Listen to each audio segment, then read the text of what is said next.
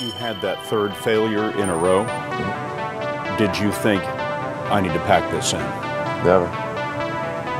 Why not? I don't ever give up. I mean, I'd have to be dead or completely incapacitated.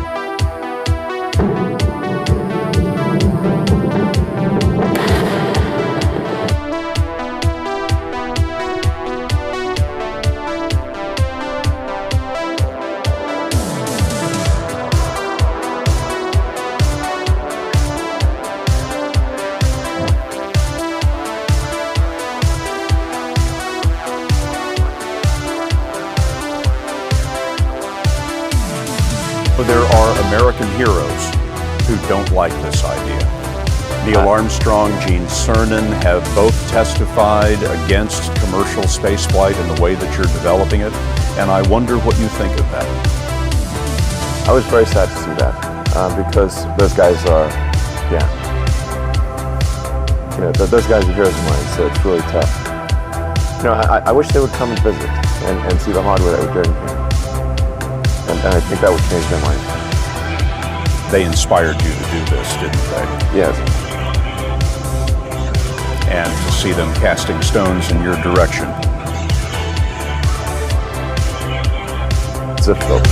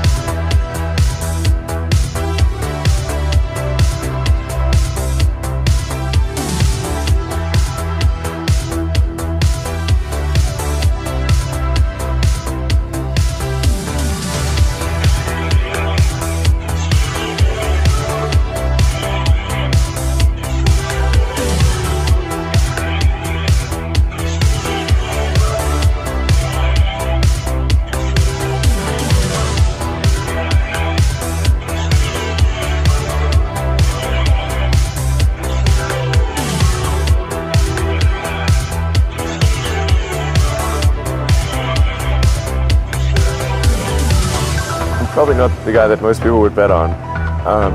Who wins? It's like a little kid fighting a bunch of sumo wrestlers. Usually the sumo wrestlers win. We're a little scrappy company. Every now and again, a little scrappy company wins. And I think this will be one of them.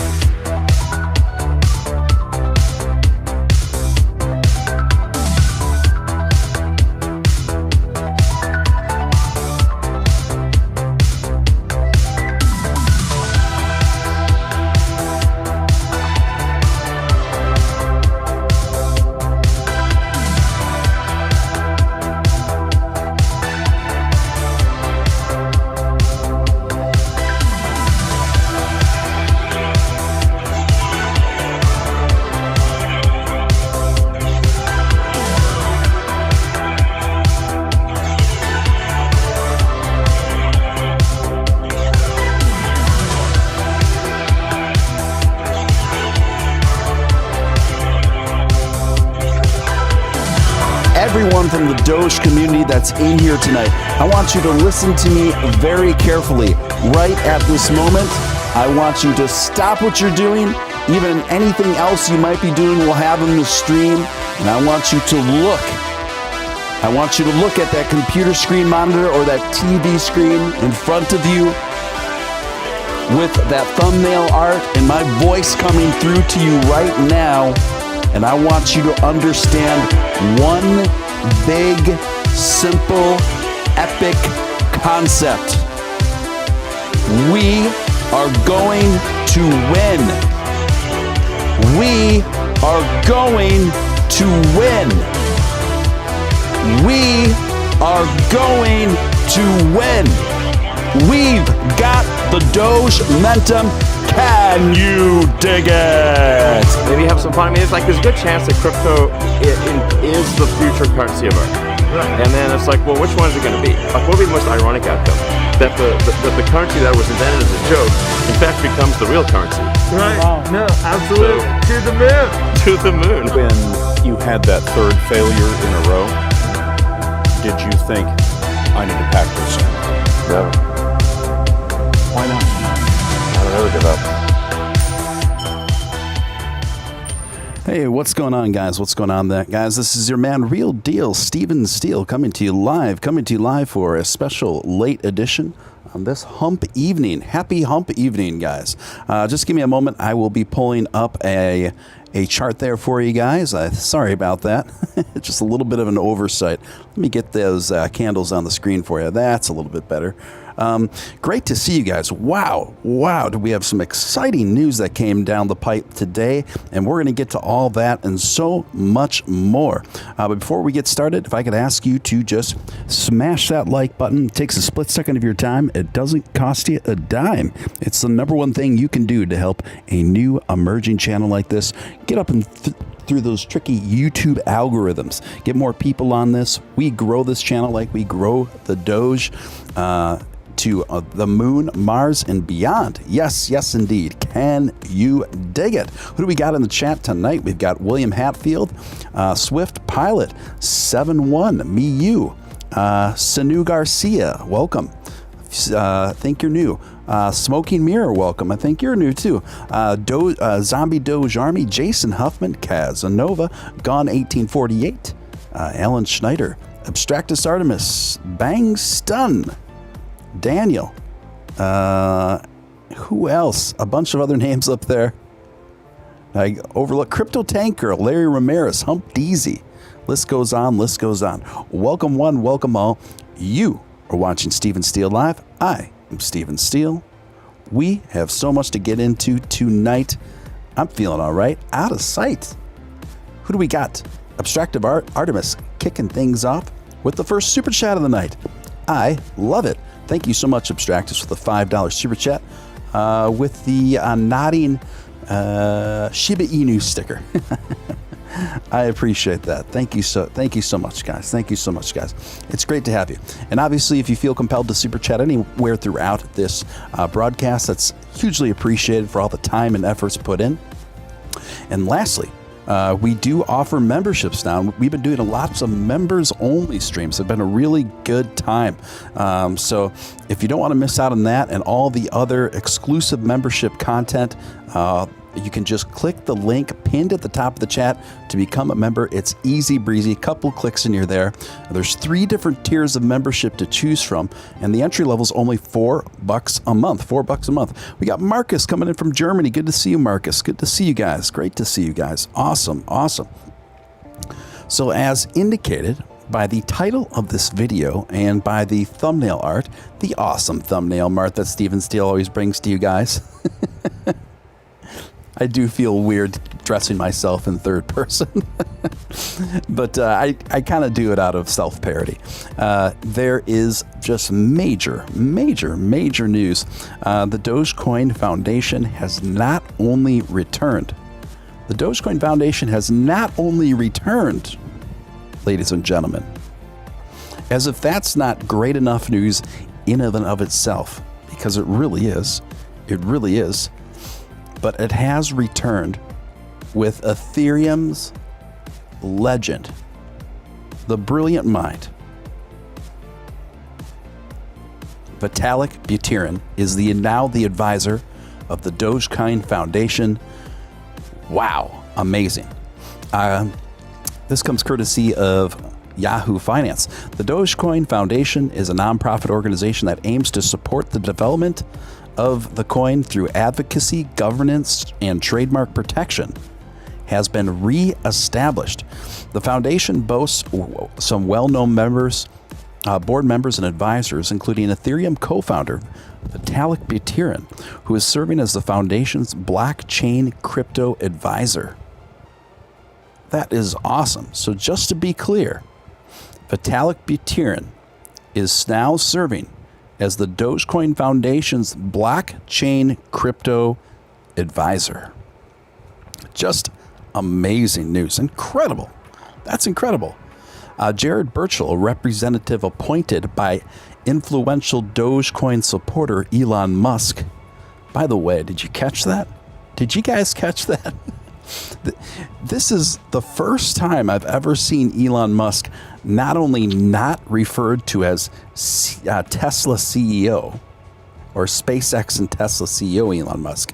This is the first time that was omitted from the preface referencing of his name, but he has been listed in this article for the first time ever as influential Dogecoin supporter Elon Musk. That's pretty great, isn't it? That's pretty great. Anyway, carrying on here, joins as the foundation's legal and financial advisor, while Dogecoin core developer Max Keller will serve as technical advisor, and Dogecoin founder Shibatoshi Nakamoto, and we know who that is, will be the community and memes advisor. Board members will include Dogecoin Foundation veteran Jens Wiechers and Dogecoin core blockchain developers Michi Lumen and our friend of the show, great friend of the show, Ross Nickel. Originally launched in 2014, the foundation became inactive over time and eventually dissolved. The foundation is now hoping to secure a 3-year budget so they can hire him on a small staff to work on Dogecoin full time. It also said in coming weeks that the foundation will be announcing new projects that will complement the current core wallet to enable faster integration and easier APIs for financial, social, and charitable projects wishing to use Dogecoin. Wow. Wowie zowie. This is huge, major news. And who do we got here? We have Gone 1848 coming with the $5 super chat with the Karate Shiba Inu. I love it. I love those Shiba Inu stickers. And we got Jason Huffman coming in with a $2 super chat, just keeping things moving nice. Thank you, Jason. Appreciate that. This is amazing. You guys, it's just like, I know I'm sounding redundant here, but this is just really talk about rising above all expectations. And what did I tell you guys, and what have I always been telling you guys? That there's so many amazing things coming and shaping up behind the scenes in favor of Dogecoin. There is a lot going on behind the scenes in favor of Dogecoin. A lot. There has been for a while now. I've been saying it for a while now, and now we are starting to see these behind the scenes plans coming to surface, coming to light, and it is just extraordinary, absolutely extraordinary. And now you can see, now you're starting to connect the dots. You can start to see it all fold out and play out now, where it's really easy to see how and why Dogecoin is positioning itself to be the most used digital currency on the face of the planet. I believe that Dogecoin is positioning itself right now, to be the most used cryptocurrency on the planet by the most people on a day-to-day basis. Sinu Garcia, thank you for the $2 super chat. Really appreciate that. Excited to be here. Can't wait till Doge hits $1. Doge to $1, my friends. It's not a matter of if. It's not a matter of if. It's simply a matter of when. It's simply a matter of when. You know, the victors in this whole thing are the ones that have the tenacity, ones that have the patience, ones that have the wherewithal, ones that have the commitment, and ones that have the stride and the cool to make it through the ups and downs. Those are the folks that win in the end. Tracy McDonald coming in for the $2 super chat. Thank you so much, Tracy. We appreciate that. And it's good to have you here. Good to have you here. Yes. Casanova says, we are going to win. Yes, we are going to win. I would shout it at the top of my lungs, but I have someone sleeping kind of close to me here right now. Jason Huffman coming in at the $5 super chat. Thank you, Jason. Appreciate that. Appreciate that. That's a moving groove. What is that? Is that like an animated dancing lemon head? Oh my gosh. I love it. I love it. Yeah, you guys, this is just extraordinary. We have the biggest, best, and brightest minds on the cryptocurrency just coming together around Dogecoin. Dogecoin is no longer simply a meme coin. It's viewed as that. It's no longer viewed as simply a joke. Dogecoin is quickly gaining the stature of complete and total legitimacy along the mainstream media, along the mainstream financial media, in pretty short order and pretty efficient fashion now. Even a man that I disagree with a lot, he's the most popular cryptocurrency content creator on the planet, BitBoy Crypto. Even BitBoy Crypto has been sounding pretty reasonable lately in terms of already seeing the writing on the wall in terms of a future wherein Bitcoin dominance is going to end in favor of the ascension of Ethereum coming into that number one spot. So Ethereum is positioning itself, I believe, to be the number one spot to overtake Bitcoin. So we are going to eventually see, I believe, and I believe this very strongly, an end to Bitcoin dominance in favor of Ethereum and the number one spot. And who is the predominant creator of Ethereum and who heads up Ethereum now? The man who heads up Ethereum now is now the chairman. Is now the chairman of the Dogecoin Foundation. Do you see what's happening here, folks? Do you see what's happening here? Anybody who doubted me before over the last several months should doubt me no longer. Because what have I been saying? What have I been saying? I've been coming to the mat night after night after night. I've been talking about these very things, even when Dogecoin was at its worst. I was talking about these very things. I said, folks, I believe at least, at minimum, Dogecoin is going to be positioning itself to have the third largest market cap in the world in terms of cryptocurrency, and Ethereum is going to be number one eventually. And perhaps Dogecoin can make it to number two. We shall see. We shall see. People thought that was absurd.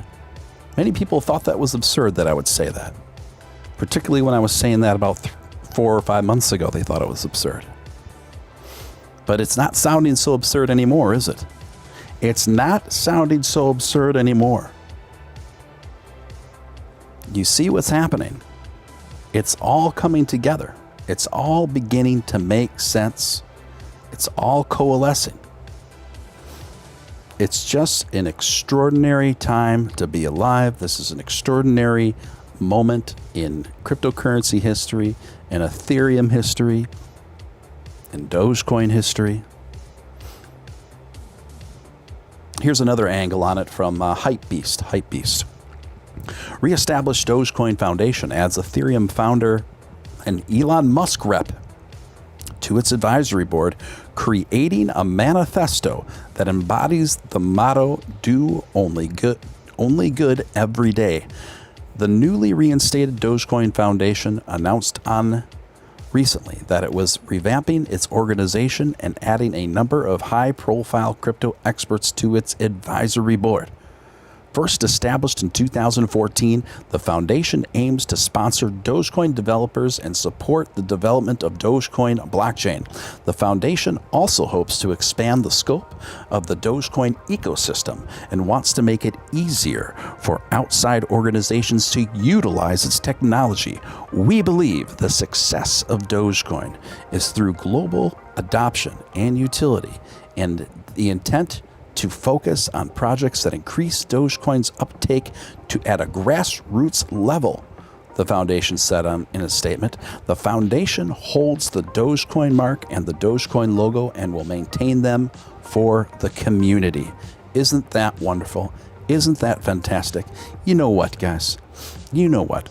There was, I don't know if anybody else, I don't know how many of you noticed this, but it wasn't that long ago. It wasn't that long ago that there was this, there's a little bit of a hubbub and a little bit of drama going up around the social media, some social media circles within Dogecoin that were expressing all this concern about the trademark of Dogecoin, and that some people were trying to subvert it, and this, that, and the other thing. Well, the whole time, I just didn't really weigh in on it because I actually was privy to more information at that time than others, and I knew that this was coming into fruition. I can say this now, but Ross Nickel kind of gave me a few cues that this was going to happen, and so.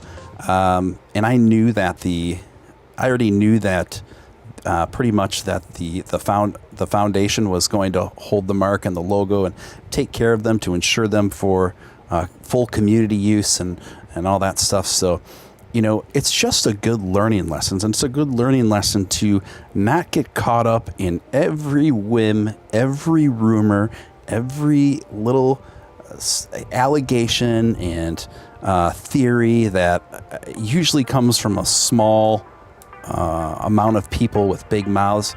Most of the time, it's pretty overblown. Most of the time, it's overblown, and most of the time, it doesn't do the community any good. So, and I've also noticed lately some really encouraging stuff where people have had enough of that. People are blown past it. People are just getting on and getting back on track, getting even more positivity. We're getting more unity back into the fold. We are moving forward. We are refocusing our efforts towards things that matter and away from things that just ultimately do not matter. And as we move forward on our ascension to the moon, to Mars, and beyond. Hypebeast, I'm just going to read this last bit for you guys. In addition, the group put together the Dogecoin Manifesto, a collection of 4 statements to help guide the enthusiastic crypto community and embody the motto of do only good every day. As part of its manifesto, the group introduced an advisory board, which includes several community members and developers alongside leaders in the crypto space, including Ethereum founder Vitalik Buterin, Dogecoin founder, Shibatoshi Nakamoto, that AKA Billy Marcus, Jared Burchell, who represents Elon Musk. So we got Jared Burchell, a direct representative of the man, the myth, the legend himself, Elon Musk, on the new Dogecoin Foundation 2.0. Man, oh man, oh man. Talk about a powerhouse super team beyond belief. This is fantastic. This is incredible. Listen to that lineup, folks. We got Vitalik Buterin, Billy Marcus, Jared Burchell, who's a representative for Elon Musk, and Ross Nickel, and we got Mishi, and we got Jens. This is something else, guys. This is something else. I'm telling you, what's forming here, what's going on, is going to, it's all a part of the plan to really ascend Dogecoin to be the most used digital currency on the planet on a day-to-day basis. Tell all your uncles, tell all your aunts, and put on your Dogecoin pants, ladies and gentlemen, because this ride is about to take off. Listen, we may be trading sideways at about 29-30 cents right now. But another thing, I'm looking at the charts right now, and I took about an hour of studying about four different charts today, and I think it's pretty safe to say that we are about to hit another ramping up in market value. I'm guessing within the next week. It really wouldn't surprise me if we see 40 cents within the next 7 to 8 days, guys. Really. Reptile coming in at $20 super chat. Yes, thank you for the generous super chat, Reptile. And it's good to see you in the mix. Reptile in the mix. Very big news. These guys are the dream team. Big agree. Just bought $600 worth more of Doge. Nice one, man. Fact. Sour Patch Kids are the same manufacturer as Swedish Fish. The red Sour Patch Kids are the same candy as Swedish Fish, but with sour sugar. Whoa, you're kind of blowing my mind there. So they're made by the same manufacturer. That is a fun fact. I do like Swedish Fish, actually. And I'm not a big candy guy. Don't get me wrong. Don't get it twisted, folks. I got a sweet tooth, but it's only usually for, I'll tell you what my weaknesses are.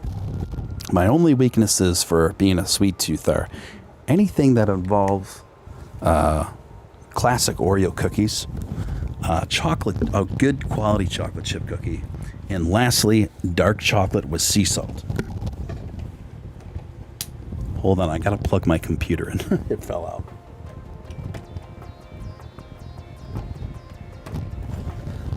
All right, we're set.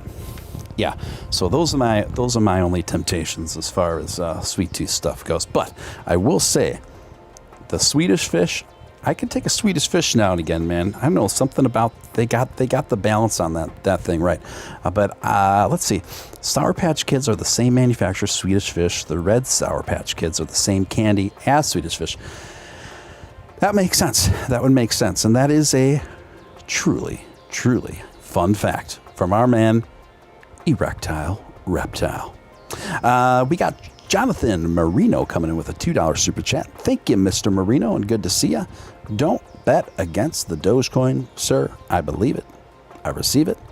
Don't bet against the Doge. Don't do it, folks. Don't do it. You're gonna end up losing if you bet against the Doge. Don't underestimate the Doge.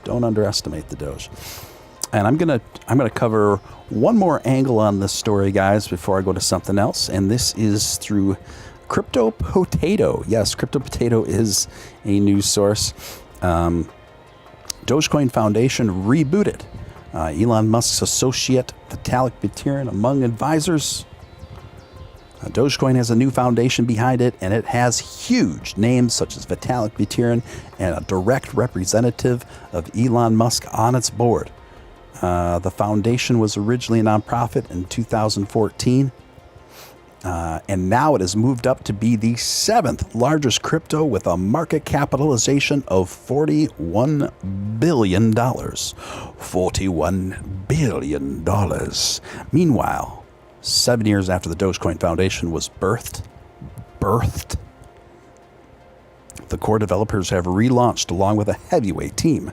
An excerpt from the press release, well, I read that to you guys, before. Meanwhile, members of the board of the Dogecoin Foundation include prominent community members such as Jen Weechers and Gary LaChance, Timothy Stebbing. Other are core developers, Ross Nicole and Michi Lumen. Earlier in July, Musk slammed Bitcoin and Ether, the two largest crypto assets by market capitalization, stating that their transaction rate was expensive and slow. Sounds familiar, right, folks? Sounds familiar.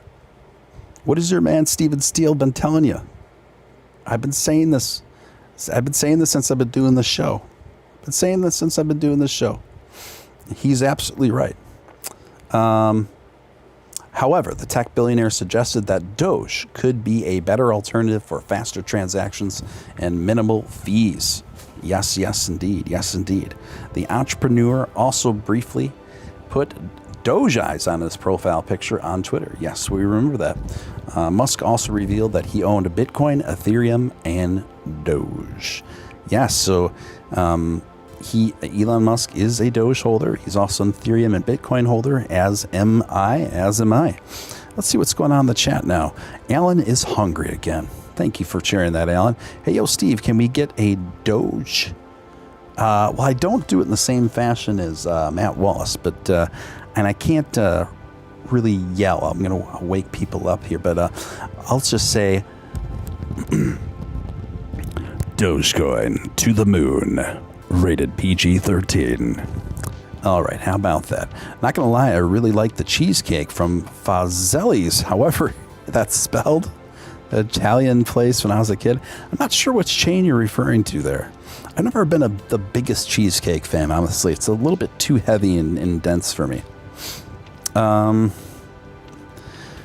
It seems like the chat's... Good morning from Greece. Yes. Spyridon Arc. Welcome. Good to see you. And welcome to the show. Yeah, sure you can, Bangstun. I don't think it'll buy you a lot of Safe Moon, but you can try. Let's see here. Anyway, guys, this is just awesome, fantastic news. Let's go to this next story here. Mark Cuban says he doesn't prefer Dogecoin over Bitcoin necessarily, but to say that Doge doesn't have a place is absolutely wrong, he said. Though Dogecoin was created as a joke and its creators never initially intended to be taken seriously, billionaire Mark Cuban sees value in it, especially after he saw a surge in interest in it this year. The point about Doge is that people miss is that Doge's imperfections and simplicities are its greatest strength. Yes, that's very well stated, actually. Cuban the owner of Dallas Mavericks, tweet on Sunday, you can use it to do two things: spend it and hold it. Both are easy to understand, and it's cheap to buy, which makes it a community anyone can enjoy. Yes, indeed. That's true. And then just yesterday, he said he was responding to some guy that went by Crypto Penny CEO, who said, isn't every transaction used with Doge, or any crypto for that matter, subject to short change long-term capital gains tax? And then Mark Cuban said, I don't necessarily prefer Doge over Bitcoin. They are completely different. But to say Doge doesn't have a place is wrong. You know, Mark Cuban's really come a long way since he first started kind of flirting and toying around and talking about Dogecoin. He went from saying it's just a little bit better than a lottery ticket to, well, there might be something to this, to getting complete proof of concept, right? When he realized that sales made with Dogecoin for his Mavericks gear and tickets were really extraordinary compared to Bitcoin. And that's when the light went on in his head. This is what we've been saying here on this show since its inception, that Bitcoin is dead on arrival in the retail space. Dogecoin is the premier alternative digital currency that is ready to hit the ground running to be the number one currency used in a retail space for transactions, both large and small, for wide swaths of people throughout the globe. Dogecoin's ready to do it. Dogecoin is cheaper and faster than both Ethereum and Bitcoin. There is no better coin, well-suited, well-positioned, with a strong community to be the most transacted digital currency on the planet. I mean, we've even seen that borne out when Robinhood's data and numbers was released in terms of how much money they made on cryptocurrency the last quarter. And it turned out that far and away, not even a close second place, the majority of money that Robinhood made through cryptocurrency transactions was through Dogecoin. So Marcus Lutke, £5 super chat. Thank you for that, my German friend. Appreciate that. And the Shiba Inu sticker. Alan Schneider coming in with a $2 super chat. Appreciate that, Alan. Just keeping things moving, keeping things grooving. Alan also said it's probably too late to begin cooking lasagna. It's never too late, Alan. It's never too late to begin cooking lasagna. You just got to make sure that you got some pep in your step while you're doing it. Maybe have a bit of coffee, have a bit of green tea while you cook that lasagna, and just make it a late one. Just keep your man Steven Steele on here while you start prepping that lasagna and give a go of it. Yeah, and Gone agrees with me. It's never too late to cook lasagna. See, it's never too late. Even the community is cheering you on to cook lasagna. Alan, we all want you to cook lasagna, okay? Okay? Anyway, Mark Cuban went on to say it's a medium that can be used for the acquisition of goods and services, he previously told CNBC, especially due to the strong community surrounding it. Now, that's another thing that's really important to keep in mind, guys. One of the main features that drew Mark Cuban and fascinated Mark Cuban to Dogecoin and endeared him to it was the community, the positive, fun, funny community that we have. It's important that we maintain that spirit, right? It's important that we maintain that generally, and I'm not perfect. You guys know I'm not perfect. But to generally maintain that good-natured spirit and to keep that lighthearted spirit and to keep a lot of comedic injection through what we're doing and the culture of this community. Jason Huffman coming in with a large and in charge. I love it. Well, of course I love it. $50 super chat from Jason Huffman. Jason, thank you so much, my friend. Thank you so much. Thank you for your continued support since the beginning. And thank you for the generosity there, Jason. He said, great show. Thanks for the news and a fun place to hang out too. Hashtag Doge Mentum. Yes, hashtag Doge Mentum indeed. Thank you so much, Jason. Thanks for coming in with that big Doge energy to set the chat off. I love it. Hey, yo, Steve. Casanova is back. Welcome back. Middle of nowhere, Ohio is where Alan hails from. We got Midwesterners here. We've got folks from Germany in here. We got folks from Greece in here. We got a few Australians in here. I love it.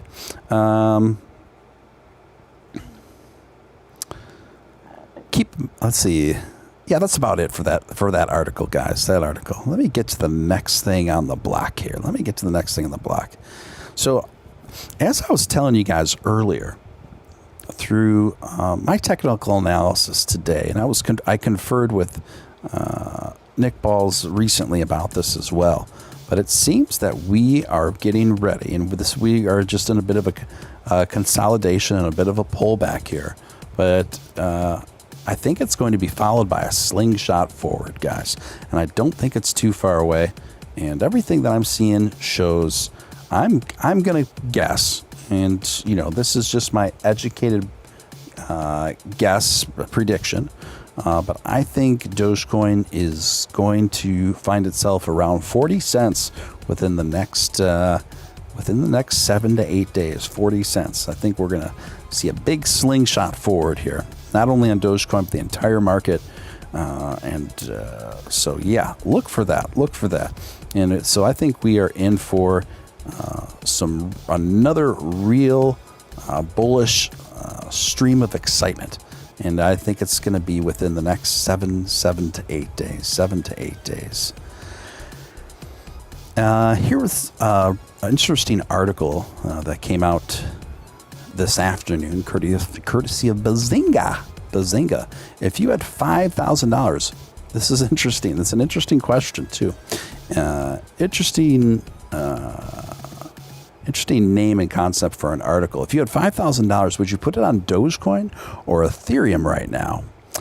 Every week, Bazinga conducts a survey to collect sentiment on what traders are most excited about, interested in, or thinking in as they manage and build their personal portfolios. This week, we posed the following question to over 2,000 Bazinga visitors on cryptocurrency investing. If you had $5K to invest, would you put it in Dogecoin or Ethereum right now? Who do you guys think won? Bum bum bum bum bum bum bum bum bum bum bum bum ba-dum ba-dum bum bum ba-dum bum bum bum bum bum ba-bum bum bum bum bum. Dogecoin won by almost 57%, and Ethereum coming in at a respectable 44%. So the public has spoken. If they had a choice between putting $5K as of today on Ethereum or Dogecoin, they would put it on the dog money. But I love my Ethereum too. I love my Ethereum too. Too bad. I mean, you couldn't just split it right down the middle. I'm a lotto player. I do like it. I don't drink. I don't smoke anymore. I have a lot of disposable incomes. Okay, that's good. So, this next article comes courtesy of The Guardian. I gotta say, I wouldn't say I'm usually the biggest fan of The Guardian, but they came in with a pretty good topical article here titled "Why Bitcoin," and this is what we've been covered here on the show, talking about this quite a bit. Why Bitcoin entrepreneurs are flocking to rural Texas. Mining cryptocurrency requires a lot of cheap energy, and many miners have settled in Texas is their destination. This comes courtesy of Lauren Aratani. In the middle of rural Texas, a cryptocurrency mine is currently under construction. Hundreds of machines, more powerful than the average computer, will be soon housed in this 330-acre mining facility in Dickens County, where they will work night and day to solve complex series of algorithms. If successful, the reward will soon be a minted Bitcoin worth about $44K each. All machines need to thrive are spaces, sit, and electricity. Lots of it.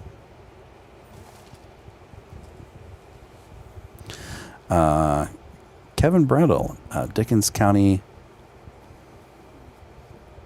official, embraced the idea of the mine when Argo Blockchain, a Canadian cryptocurrency mining company, first approached him with the idea of building a facility in the area.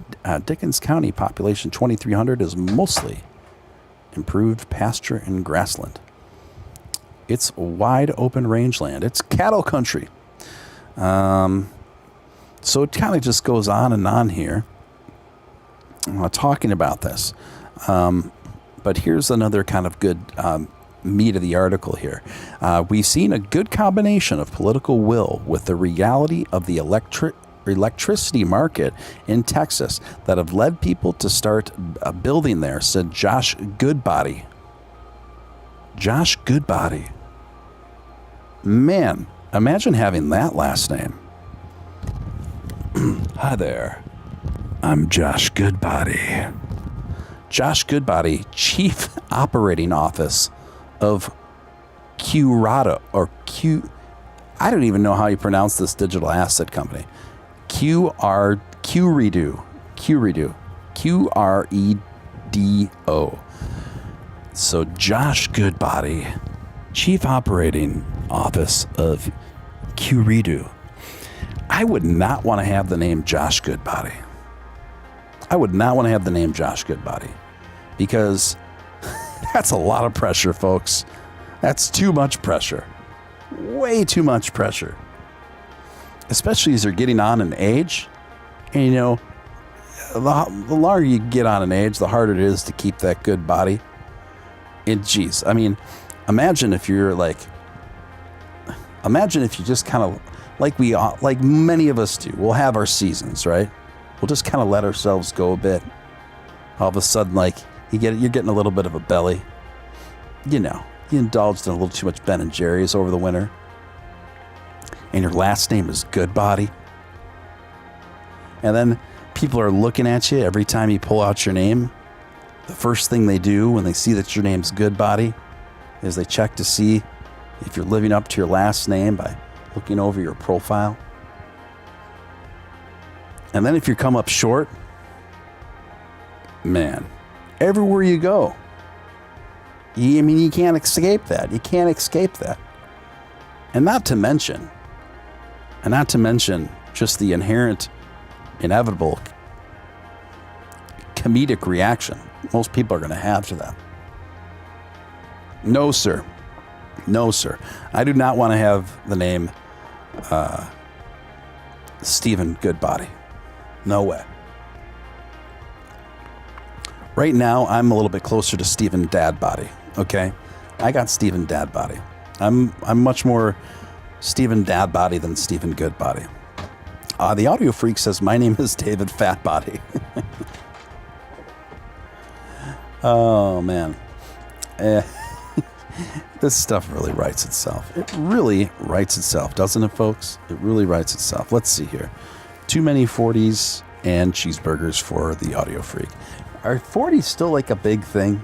You know, I remember, I've never been much of a drinker myself, but I remember when I was younger, particularly throughout the G-Funk era.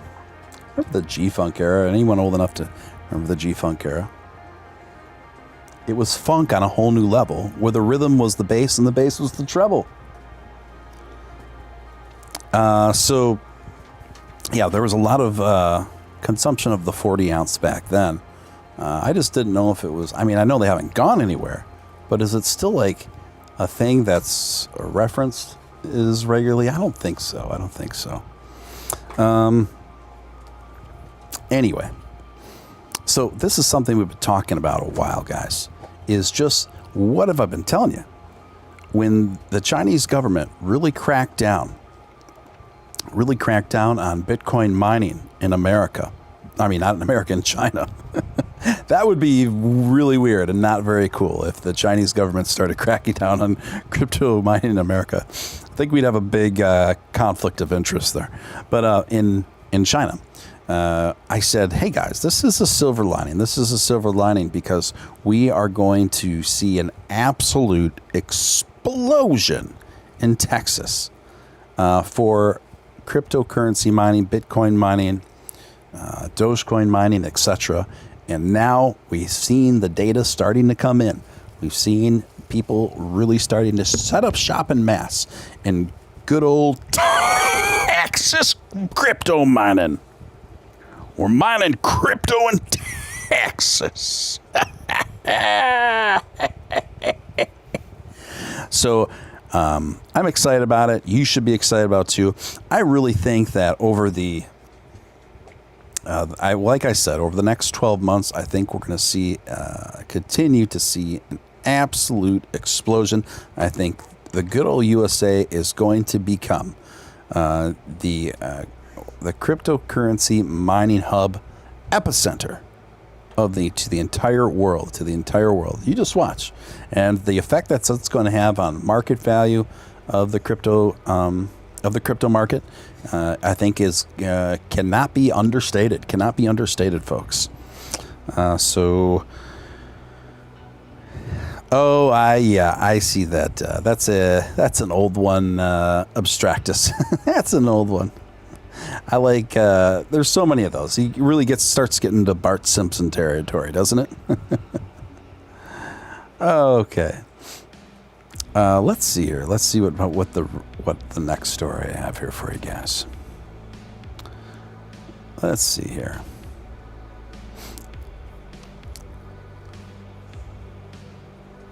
There it is. Sorry, it took me a moment. This comes courtesy of Wired magazine, from an article by Gain Falpicelli. New regulation could cause a split in the crypto community. Ruh-roh. For those of you who didn't get that, that was my moderately accurate Scooby-Doo impersonation. Ruh-roh.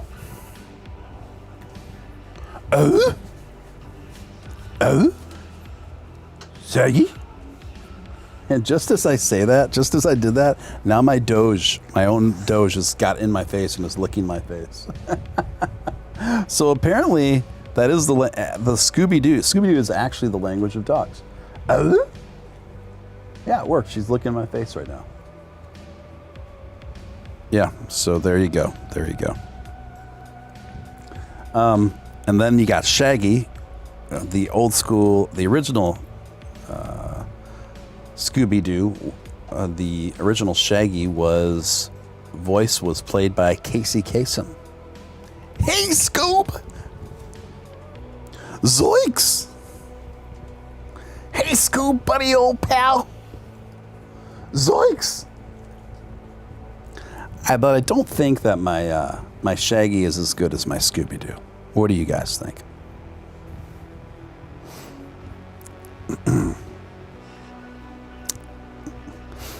Yeah, see, it is the language of dogs. Tim says my dog is also reacting to you, Stephen. Yeah, if you make this noise with your dog, it's like, and I've tried it with a few different dogs. Where if you make this noise with your dog, the ears perk up and they look right at you. Like, it's an easy way to get their attention. You just do this.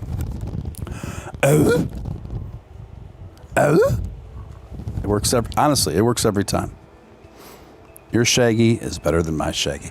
What about Shaggy, the 90s Shaggy? Remember his one big hit, It Wasn't Me?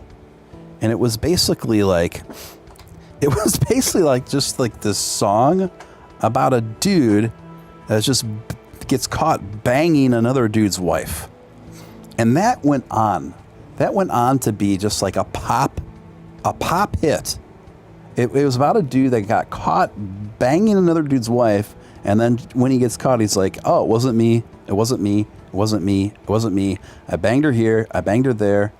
I banged her in the train. I banged her in the bus. I banged her in the shower. I banged her, whatever." It's just like, and it wasn't me, right? So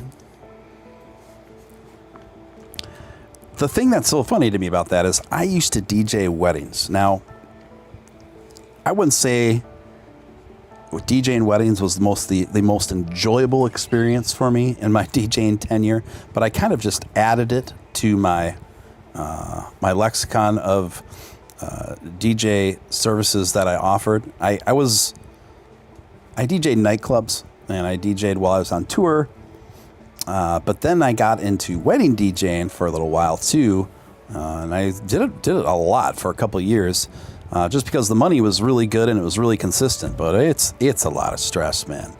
It's a lot of stress. But my point is, that song by Shaggy, Wasn't Me, every aunt, every drunk aunt at every wedding would always request that song 9 times out of 10 at the wedding reception.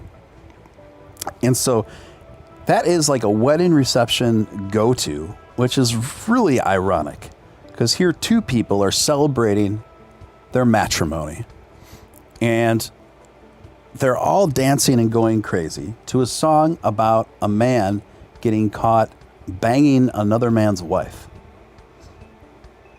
And that's what people want to hear at wedding receptions. That is just, that's really something.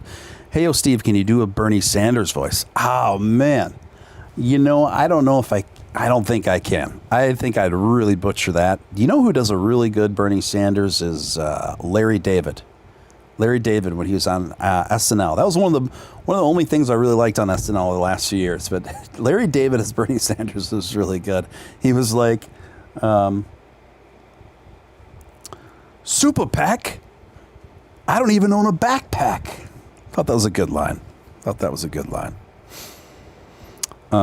Made some money DJing in my high school as a teenager, Steven. I got so tired of playing that old time rock and roll. Oh, yeah. Think the chart is frozen? Could be. Let me refresh it. Just a moment, guys. I'll refresh that chart. But it's been trading sideways almost to the T over the last bit here. What you're looking at is a real stretched out chart here. Here, let's go up. Oop, a little too close. A little too close for comfort. There we go. Just right. Yeah. So another thing I hated about DJing weddings, you guys, is like you are always somebody's enemy. You're always someone's worst enemy, no matter what you play. So, you know, who it dictates the most what you play is the bride, right? The bride. You want to please the bride first and foremost for anyone else. So the bride's like, oh, I like this kind of music. Here's a list of songs I want you to play somewhere throughout the night. And you're like, okay, you got that list there. And the rest of the night, you're kind of just filling it in and reading the room, right? Well, you'll be playing some rock and roll. And then some other drunk aunt will come up to you like, why are you playing this crap? I want to hear Whoop, There It Is. Like, okay. Then you play Whoop, There It Is. And then someone else will come up to you like, why aren't you playing rock and roll? I hate Whoop, There It Is. And you're like, okay, I'll get back to rock and roll. And then another couple girls like, oh my gosh, why aren't you playing Future? You know, some like, whatever the latest radio rap is. You're like, okay, I'll try to find some of that. And then other people are like, oh my God, what kind of DJ are you? Why are you playing this stuff? Why don't you play like, oh my God. So that was honestly, I think that's the main reason why I quit doing weddings, is because I just got so sick of dealing with that shit, even though it paid well. I'm like, you guys can please just keep the money. I'm done. Let's see. Upshot impersonation. I don't know. It's been a while. Well, hi, friends. Upshot here. I know it's been a real long time since we last spoke, and arguably the last you heard from me, well, that didn't go so well, did it? I just am here to tell you that this has all been a really big misunderstanding, and that's why I'm back with a new YouTube channel called Upshot Making Things Right. Yeah, Upshot Making Things Right. And as a token of my appreciation, no pun intended, you're all going to get 5,000 upcoins, courtesy of your man, Upshot. That's all you're going to get, guys. That's all you're going to get. Oh, the milkshake song. Yes, the milkshake song. It brings all the boys to the yard. All the boys to the yard. That was Kellis. Oh, I didn't think I'd be doing so many impersonations when I got on the microphone tonight, guys. I think I've done like 10 impersonations tonight. What's going on in the world? What's going on in the world? Or as Jerry Seinfeld used to say, who are these people? Who are these people? I can't take it anymore. There's another impersonation. You make Upshot sound like a ladies' man. You guys asked, I'm doing my best. Vitalik Buterin. Yeah, right. Oh, that would be amazing if it was the real Vitalik Buterin. On the other hand, stranger things have happened. You know, Ross Nickel, I know, tunes in and is on the show sometimes, and others as well. And I know we know that Elon knows who I am now, so that's cool. I don't know if that's the real Vitalik Buterin. I would think there's a check mark by his name, but the person going by Vitalik Buterin in the Super Chat, thank you for the $5 Super Chat. Thank you for your contributions to Doge. Looking forward to our interview. I would absolutely love and be ecstatic over a Vitalik interview. If on the off-shot slim chance that is you, I would definitely take you up on that offer. We love you, Vitalik. Oh man, where was I? Where the heck was I? Oh my gosh. Oh, anyway, this article is just basically about new regulation that could cause a split in the crypto community. I'm not sure how much of a split it would really cause. I mean, I think it's pretty bit premature to, in my opinion, to make a statement like that. But basically, it goes on to say the crypto crowd was talking about that infrastructure bill that had some questionable language about how to tax cryptocurrency and its creators and miners and things of this nature. And this was from Wired, guys. It said initially it looked like the bill's language might be tweaked to exempt the categories as a trio of senators put forth an amendment clarifying the broker term. Then a White House-backed amendment appeared, pushing for less lenient clarification, exempting proof-of-work miners, which use of energy-intensive process to secure blockchains such as Bitcoin and Ethereum, but not many other categories such as proof-of-stake, validators, which carry some of the same functions without burning the energy. Any change will have to happen at a later stage, as it likely will, given the patent and enforceability of the bill as it is. We're seeing a formalization, the maturing of the crypto lobby that was first coordinated effort that brought to the bear, says Alex Brammer, Vice President of Business Development at Lexar Tech.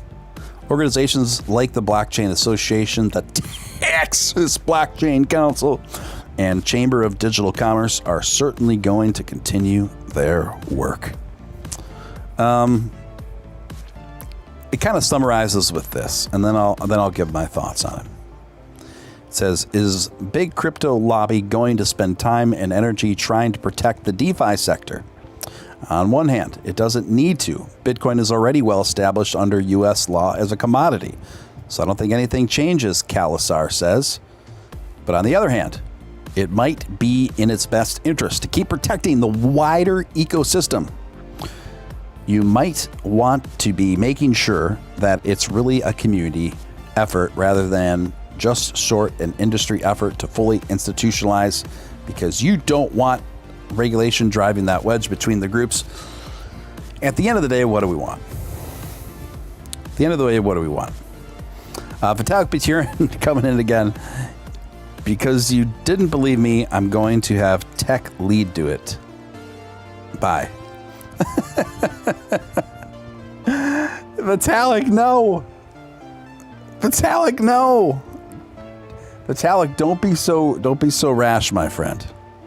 Don't be so rash. And I really don't want a tech. I would interview Tech Lead. I'll interview anyone. No matter how controversial, not anyone, but I'll interview controversial characters. Sure, I don't have a problem with that. It makes for interesting content. But Vitalik Buterin, in the words of Casey and the Sunshine Band, please don't go. Vitalik, I love you so, and I want you to know that I'm gonna miss your loving the minute You walk out that door, please don't go. Don't go. Don't go away. All right, I'll stop. Let's see. Who do we got in here? Well, Tara Romano, when did you sneak in?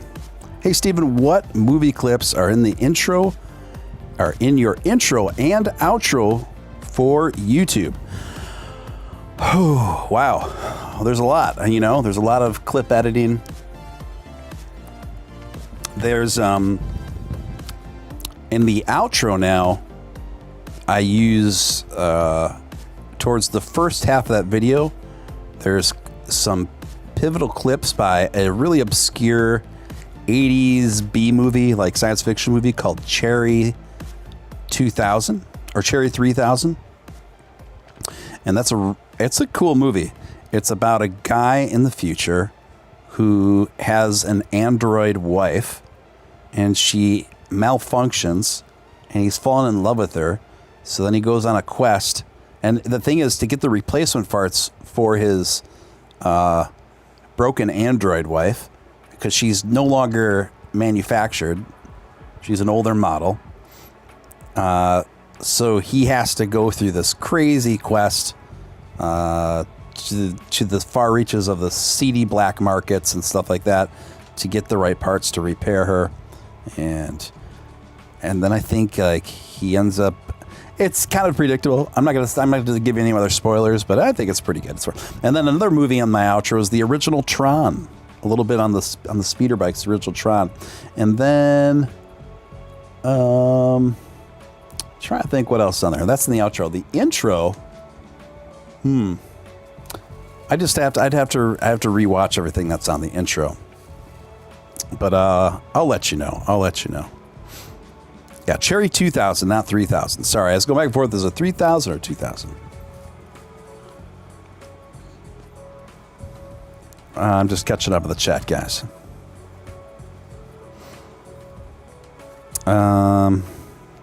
Hey, yo, Steve, you think you can make an intro video with "You Got to Pump It Up"? Oh, yeah, N dot. I cannot, and the reason why I cannot, I would love to do something like that. I cannot because YouTube is incredibly strict about the kind of music you can use. I just realized I have the chart like all wacky on the screen. Here, let me fix it for you guys. There, that should be better. Yeah, so they'll immediately flag your video and demonetize it if you're using any music that's copyrighted. So it's actually a pretty laborious affair to find music that I genuinely really like that's copyright free. So yeah, it's just the way it goes, guys. Just the way that cookie crumbles.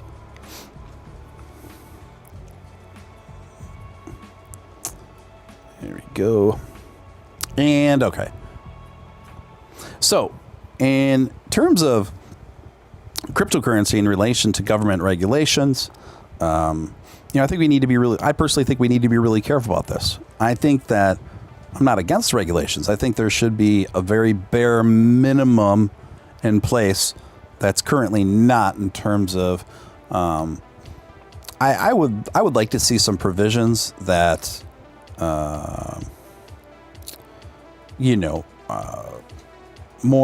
have some tougher language and some bills and amendments towards rug pulls, and to make rug pulls like a highly illegal activity punishable by the law, because it's not really right. It's very hard to regulate that kind of stuff right now. So just some very basic regulations to protect the customer from just super outright blatant scams and rug pulls and things like that. I think that's great. But, other than that, I don't know how much I really want to see, to be honest with you. And I think that if things get overly regulated with the government, it can neuter the effect, not only the effectiveness, but the gains and the potential huge margins and gains that investors can make in cryptocurrency.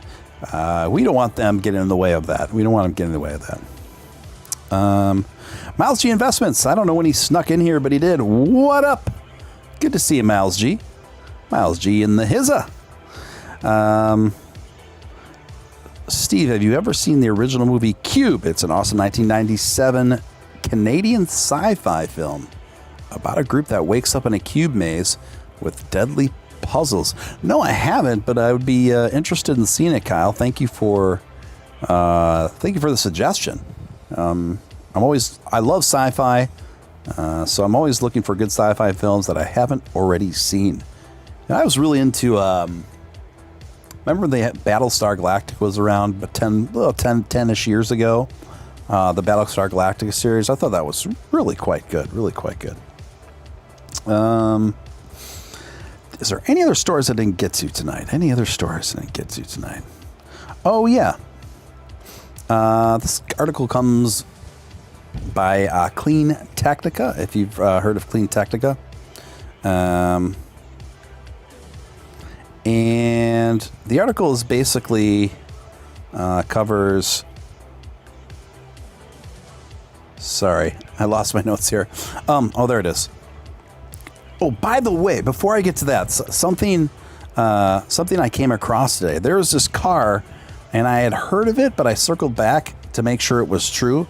But there is a car that's coming to market very soon. It's like a 3-wheeler car. It looks super futuristic, and it mines. It's a car that mines both Bitcoin and Dogecoin. Isn't that awesome? It mines both Bitcoin and Dogecoin, and it mines these things while it's charging. So you're making money mining Bitcoin and Dogecoin while you're charging, while you're sleeping, right? I think this is extraordinary, and what an incredible passive income, right? And it's also it's an electric car too, so it's environmentally friendly. Keep those carbon footprints low, but so that is awesome. So I had reached out today to this new company. It's not Tesla. And I reached out to this new company today in efforts to get to speak with a rep, to get a rep from the company on this show. So I will keep you posted on that, because I want to get a rep from that car company on the show and talk to them about this. But this is really cool, and the car is really cool looking too. So it's super futuristic looking. It's like a 3-wheeler car that mines both Bitcoin and Dogecoin. It's just like, wouldn't that be so cool to have a car that mined cryptocurrency? Just incredible. Shout out to Alan Schneider. He's got to take off. All right, Alan. Good to see you, my man. Good to see you. I think Alan might be off to make some lasagna.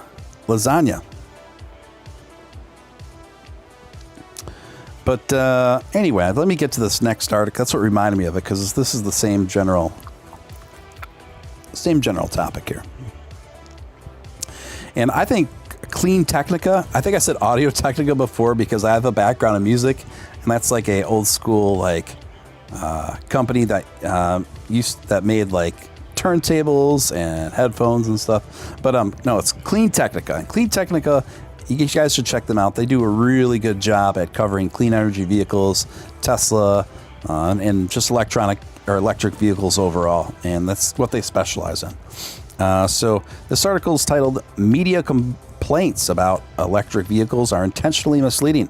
Behind the scenes focused lobbying is doing all it can to tamper with the future of EVs and what amounts to threats of the guardrails of democracy." So they argue that greenhouse emissions during electric vehicle manufacturing processes are too detrimental to the environment to be viable transportation choices.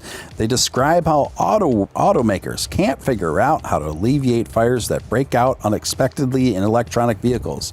They claim that the public does not like the styling of electronic vehicles. Media complaints about electronic vehicles are intentionally misleading and driven by a slew of individuals and industries that have made fortunes selling internal combustion engines and ancillary products. So they're talking about why this is. Why are these coordinated attacks from our institutions just always ramping up exponentially with these same kind of parroting talking points? And then it gets to like why and where these talking points are coming from, right? And so they suggest that this is all coming from like dark money, from the oil industry, the oil and gas industries. You know, big shocker. And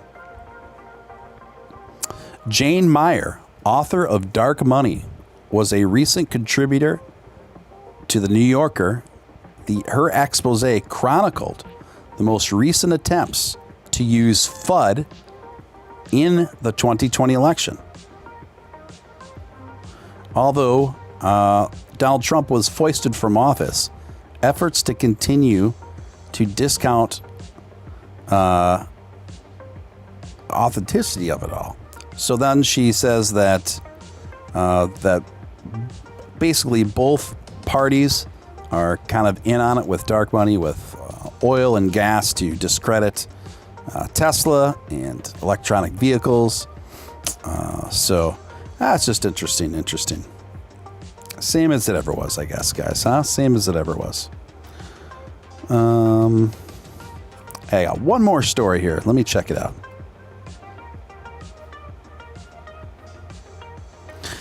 Miles G says, my Porsche, mine's safe, Moon, because it's super safe. You know what? If you want to protect yourself, guys, especially if you're driving around, just name your car safe. That's what I do. I have a Jeep. My main car is a Jeep, and I call it Safe Jeep. And then all of a sudden it makes it safe. I have nothing to worry about. How about that? Maybe I should make a token called Safe Jeep. Safe Jeep, Moon. Okay. This comes from Business Insider. From Ashton Kutcher to Elon Musk to Jack Dorsey, fanatical Bitcoin investors are poised to take a larger role in politics. This is true.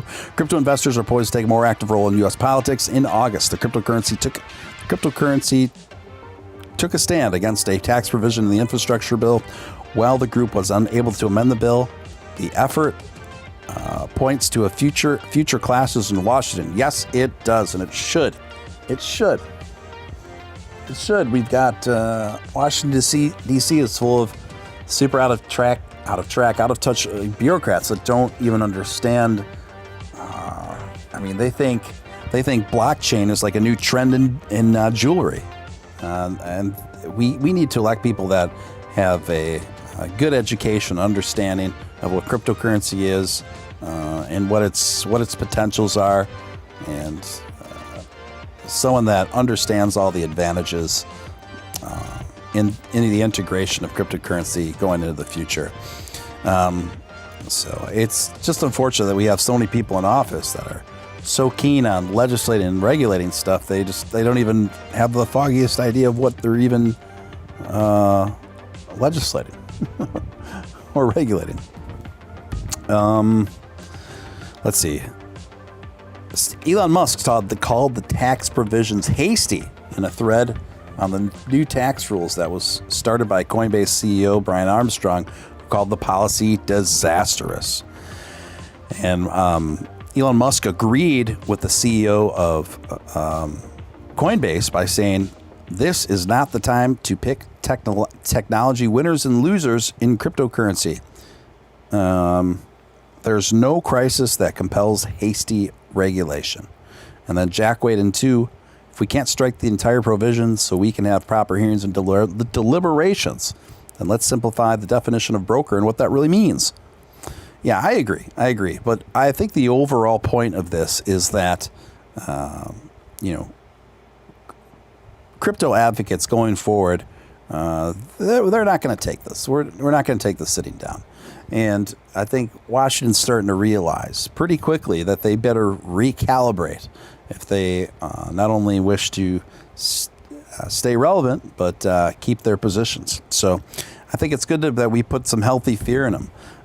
Don't be afraid to call your senators and Congress people whenever there's any crypto-related legislation on the line. Find out where they stand, and if they're anti-crypto, or if they're legislating in such a way that is anti-crypto, give the office a call. Let them know. Those calls really do make a difference. They really do. Literally would go back hill to driving. What did you say? Doge party. Where are we hanging out? Where's Doge right now? A little bit over 30 cents. Nothing to see here, folks. A little nothing to see here. We're going to be trading sideways 30 for a while. I don't see that change until tomorrow morning. Body fixers. Just listen to that replay of Twitter Spaces with Chad and YouTube guy. Is everything better now? Sounded like you were all okay again. Whew.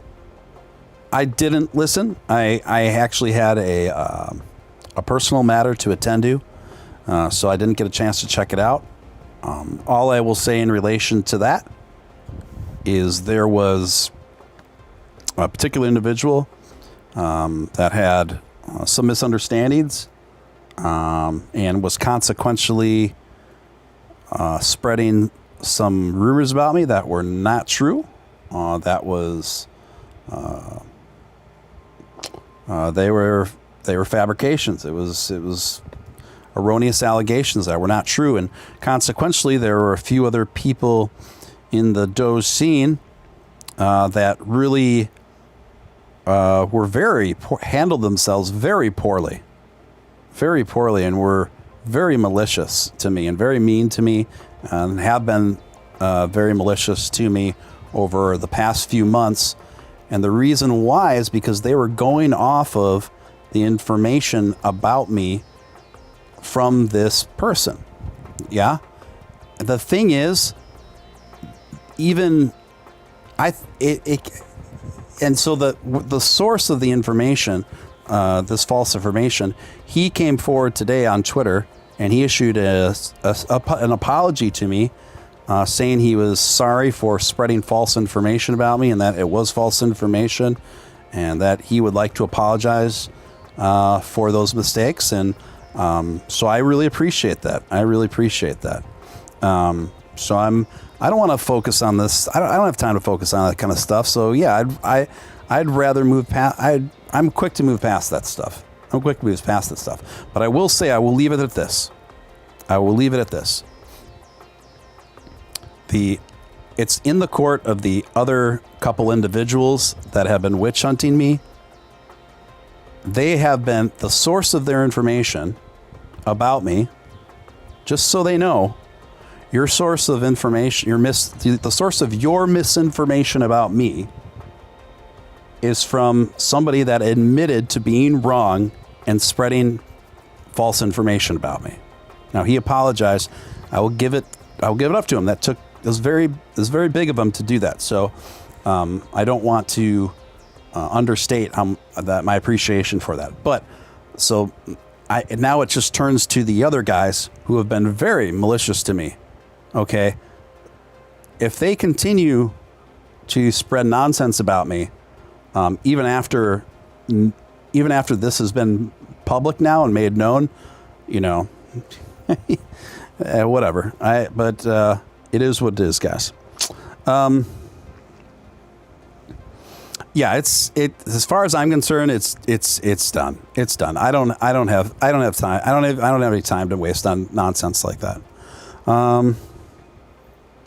But I want to thank you. I want to thank Chad Paxton for hosting that thing and for facilitating that. But I didn't have time. I simply did not have the time to be there.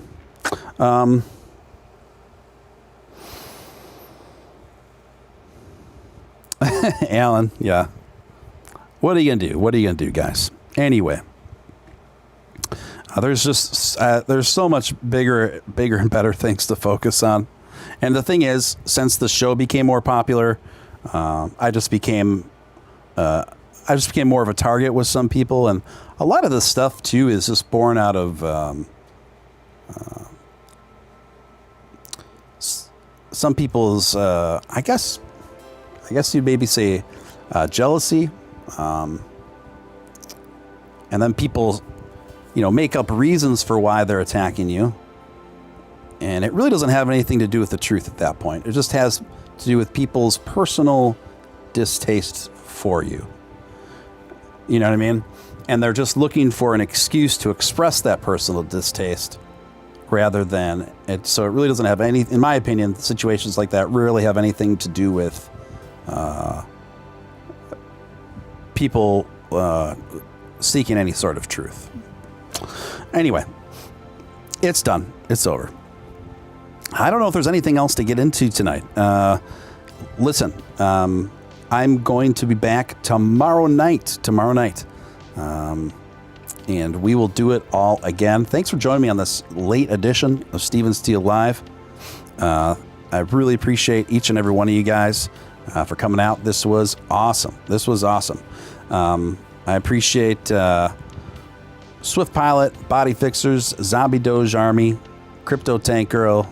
Who else we got in here? Kyle S., Luminal, Casanova, Abstractus Artemis, Xavier, Audio Freaks, TJ Braymiller, Tony C., Emperor Doge, Sticking to the Fire, of course, Miles G. Of course, we love Miles G here. Emperor Doge, and the list goes on, Everyone else that I didn't mention. TJ Braymiller, $5 Super Chat. If someone messes with you again, just let me know. I will drop an elbow on them from the third turnbuckle. Thank you, TJ Braymiller. Appreciate you guys so much. This was a lot of fun, and I'll be back tomorrow night, a bit earlier tomorrow night with Dogecoin millionaire Nick Balls. Thank you so much, guys. Until next time, this is Steven Steele signing out.